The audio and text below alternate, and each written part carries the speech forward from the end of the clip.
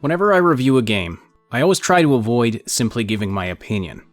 Whether I like the game or not, I try to put myself in the position of someone who appreciates the type of game it is, even if it's not the type of game that I personally appreciate. If I personally don't like racing games, if they're not the kind of game that I play for fun and enjoy, then it's unfair of me to give a racing game a bad review simply for being a racing game. However, if what you're expecting out of a game is for it to be an open-world, story-driven RPG with driving mechanics, and what you actually get when you fire it up is a racing game, I think it's justified to be a little disappointed by that. And I'm worried that that is what's going to happen with a lot of people with Draugen, especially if you've been following the development of this game or are a fan of Red Thread's previous game, Dreamfall Chapters, which I am very much. I'm going to go into more detail about that later in the video, but if you fall into either of those two categories, I worry that Draugen is not the game you're expecting it to be. Draugen is a walking simulator, plain and simple. There is a single, linear story thread that you discover through interaction with the world, but there are no choices to make. The dynamic dialogue system sometimes gives you the illusion that you're making a choice, but no matter what dialogue choice you pick, you always wind up on the same story path, with the same goal, the same motivations for doing everything. And I made a point of testing this out. Immediately upon finishing my first playthrough of the game, I started a second playthrough and tried to do things differently, tried to get different things to happen. No dice. Sometimes the characters say different things in response to different dialogue choices, and sometimes you don't even get that.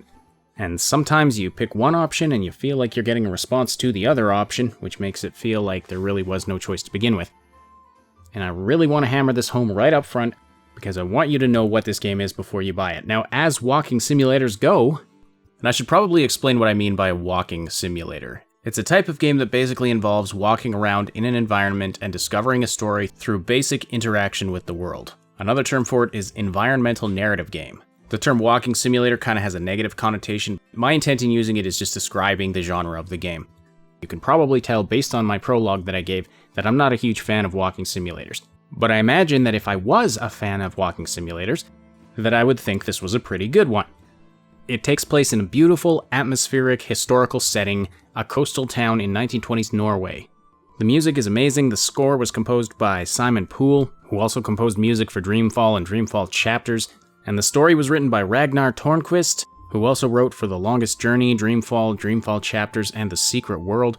And of course it's developed by Red Thread Games, who developed Dreamfall Chapters. So tons of talent from that game have been pulled over to this one. But I've got to be honest, after playing it through, I found myself wondering how has this game been in development for 5 years? Draugen was first announced back in 2013. And in a little bit, I'm going to get into how the description of the game has changed drastically over the years. It seems to have deviated significantly from its original vision. But I finished my entire first playthrough in 3 hours, and I didn't rush. I explored every environment thoroughly, I found everything you can read, everything you can interact with, and still it feels like at least one of those 3 hours was taken up by all the walking I did from place to place. And I'm really not trying to crap on walking simulators. If that's your thing, fantastic. But I was really surprised that after 5 years of development and a previous game that's as amazingly in-depth as Dreamfall Chapters, that this is the game that we got. Now, we do know that Red Thread is working on another game. Svalbard, which is described as a post-apocalyptic polar punk survival RPG that takes place at the end of a nuclear winter 1,000 years from now. Maybe Draugen got put on the back burner due to this Svalbard game. In fact, I kind of hope that's what happened, because if Draugen is all they've been working on since the end of Dreamfall Chapters, then this is a severe disappointment. Now, all of that said, I did get quite engrossed in the story. You spend your time in this game unraveling a mystery of something that happened in this ghost town that you find yourself in. You go there looking for one thing, you wind up finding something completely different, you find this intriguing mystery, you start learning about the history of the town and things that happen to the people there, and a whole bunch of fascinating conflict and strife, and evidence left behind of some very mysterious goings-on. It was quite an intriguing story. But even on the story front, I have to kind of give this game a thumbs down, because there is no satisfying resolution to the story that you unravel about what happened to the people in this town.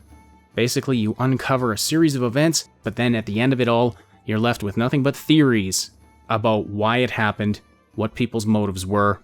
Was so-and-so actually murdered, or was it an accident? Now, maybe some people like stories like that. I know that that's the premise for a lot of indie horror games, but I hate that kind of decide for yourself what actually happened. I don't mind when there's one or two loose ends in a story that they deliberately leave open as a mystery for you to talk about with your friends after the fact and debate about on internet forums. That's totally fine. I think that's completely legitimate. In fact, that can add a lot of richness to a story because sometimes everything isn't wrapped up for you in a perfect package, and that's just the way life works. But when the entire central premise of your story has that kind of ending, I feel like that's a failure in storytelling. Now, to be fair, there are actually two stories going on. There's the story of what happened in the village before you got there. That's the one that you unravel, and the mystery that you're trying to solve that never actually gets solved. But the other story has to do with your main character, the protagonist you're playing as, and why you go to this place in the first place. Now that story thread does wrap up, and you do get a resolution on that end. And there are some interesting twists and turns there, but nothing groundbreaking in my opinion, and that's not the story I was interested in finding the resolution to. Quite frankly, the other story thread was way more interesting. And there are a lot of good thematic elements. The story has a lot of things to say about conflict and strife, the consequences of holding grudges and not forgiving, the concept of self-fulfilling prophecies and starting to see terrible motivations in places where there are none, the tendency to see diabolical causes where there's actually just a stupid fluke of nature. Or perhaps there are mysterious things going on behind the scene that are working to tie things together for us that we just attribute to bizarre coincidence. Lots of things you can have philosophical and psychological debates about, dare I say it, even theological debates, all things that I find quite fascinating. But at the end of the day, you have this giant story thread that completely does not wrap up and just leaves itself completely open-ended. And maybe that's the entire point of the theme of the story and I'm just too stupid to appreciate it. That is a genuine possibility. But I personally found it unsatisfying, especially given the fact that there are no choices you can make that affect the outcome of the story. And with all of that said, I want to take a quick look at what this game is, compared with what it was actually supposed to be when it was originally conceived. First, let's look at the key features of the game as described by the developer leading up to the actual release here in 2019. I am not alone. Explore 1920s coastal Norway accompanied by a living, breathing, independent companion. Yes, absolutely, you have your companion named Lizzie, who travels with you, commentates on stuff, kind of does her own thing, is kind of a free spirit. But Lizzie is not just a companion that tags along with you wherever you go. She is more in control than you are. She ties you down to that central story thread, to the point where if you walk away from her in the middle of an important conversation, she asks you, where are you going? And you won't be able to do anything or interact with anything else until you come back to her and you finish that conversation, son. And if you walk away where there's important things that you're supposed to interact with, the game will physically turn you around so that you're walking back toward her. That is how tied to the central narrative you are. Key feature number 2, interact with your companion Lizzie through a realistic and dynamic dialogue system. Scratch this one off the list. The dialogue system is not realistic, nor is it dynamic. Not that the dialogue itself sounds unrealistic, actually a lot of it is quite good if you can get over sort of the 1920s colloquialisms that are sort of shoved in to emphasize that you're in the 1920s. I actually quite enjoyed how well the characters were written, but the dialogue system, I feel this is a misrepresentation. The dialogue system is not dynamic. You have a bunch of false choices that all bring you to the same place ultimately. Point 3, experience a thrilling tale through the eyes of an increasingly unreliable narrator. Yes, this was quite good. There comes a point where you start to doubt, what is real, what's not real, which of your character's perceptions can be trusted and which can't, and that is an interesting dynamic they brought into the game. I will definitely hand that one to them on a silver platter. Point 4, find your own path through a scenic setting that changes with the weather and Edward's mental state. Edward is the protagonist that you play as, and the setting is very scenic, and it does change day to day, which really does keep things interesting, but you can scratch that whole find your own path part, and I've already explained that, so I'm not going to belabor that point here. Final point here, a story about what lies beneath. Piece together a gripping narrative with unexpected twists and turns. Yes, this is absolutely 100% true. I've already explained that this story about what lies beneath doesn't really resolve, which I found unsatisfying. But anyway, these are the key features of the game as described by the studio leading up to release. This is right on the Steam page. But now I want to take a quick look at what this game was supposed to be when it was originally conceived, and it looks nothing like the game that we actually got. If you go back to late 2013, early 2014, when the game was first announced, you can find plenty of articles referring to it as a first-person survival horror game. The only bit that survived from that description was the first-person part, and maybe if you stretch the definition a little bit, you could classify it as a horror game, but it's definitely not a survival game. In this onlysp.com article from 2015, Red Thread was reported to have described the game like this. Draugen is set in an isolated coastal village in northwestern Norway in 1923. The story is experienced through the eyes and spectacles of an American traveler, a stranger in a strange land, searching for his missing sister. Which incidentally is something that got changed in the story. If you read earlier descriptions, he comes to the town for completely different reasons. But anyway, that's very minor. Here's the interesting part of this quote. But when the traveler arrives in this village at the edge of the civilized world, he finds that nothing is quite what it seems, and there are things out there in the deep dark waters. What? Okay, there's nothing in the deep dark waters in Draugen. You don't interact with the water at all except when you're arriving and leaving the town, and gosh darn it, this sounds like it was the entire point of the coastal town setting, and yet this whole part of it didn't come to fruition.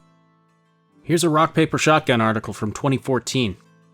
In the game, there are strong indications that the beginning of the end came when somebody fell into the sea or was pushed, drowning, retribution, an exodus, a plague of gossip and superstition. The village is certainly haunted in one way or another. Now, Norse mythology plays heavily into the setting of this game, and in Norse mythology, the Draugr or Draug are undead creatures, undead people really, that live in their graves, often guarding treasure buried with them in their burial mound.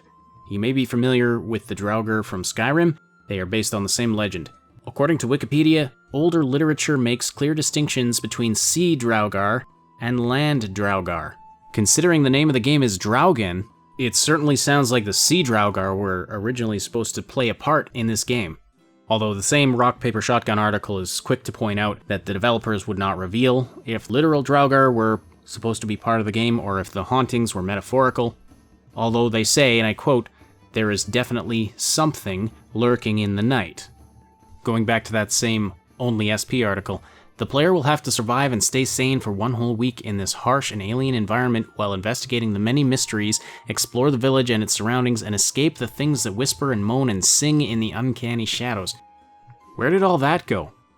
Here's another Rock Paper Shotgun article from 2014. From time to time, a woman in black can be spotted in the distance. Who is she, and what is her connection to this place? Who is the little girl singing broken lullabies as the skies begin to darken, and when night falls, what hides out there in the darkness and in the cold black sea? Again, where did all that go? None of that is in this game. They're describing an amazing sounding game that I really want to play, but none of that is in the final game. Now, things change during the development process, I get that, and I'm not accusing the studio of doing anything horrible or deceptive. All I'm saying is that what was initially conceived as a 4-course gourmet steak dinner somehow got reduced to a McDonald's Happy Meal, and I'm not terribly thrilled about that. There was supposed to be a day-night cycle where things were haunting you and chasing you during the night. There is day and night in the game, but it's scripted according to the story, and there's definitely nothing chasing you. A lot of mysterious things happen, don't get me wrong, but not anything close to what they're describing in these articles. Nothing like Draugr rising out of the seas or mysterious children singing lullabies. There's a bunch more stuff I could read, but I want to wrap this up by just saying, what happened between then and now? What changed from when the game was originally announced to the game that was released here in 2019? What changed this amazing sounding survival horror concept into a run-of-the-mill walking simulator, a beautiful walking simulator, but a very short and rather unsatisfying one in my opinion? That is the real mystery around Draugen, I feel. And I wanted you to know exactly what you're getting into, especially since you may have been expecting something completely different if you've been following this game. So that's why I made this video. I hate being negative about things, I hate being negative about games, but I want you to have a clear idea of what you're getting into before you spend your money on this game. So I hope you found this helpful. Slam that like button if you appreciated this review, and also subscribe for future content. Thanks so much for watching. I will talk to you later. Thanks so much for watching. Don't forget to like, sub, and hit that notification bell, and then check out some of these other videos. Find the link to our Discord server and other important stuff in the description below.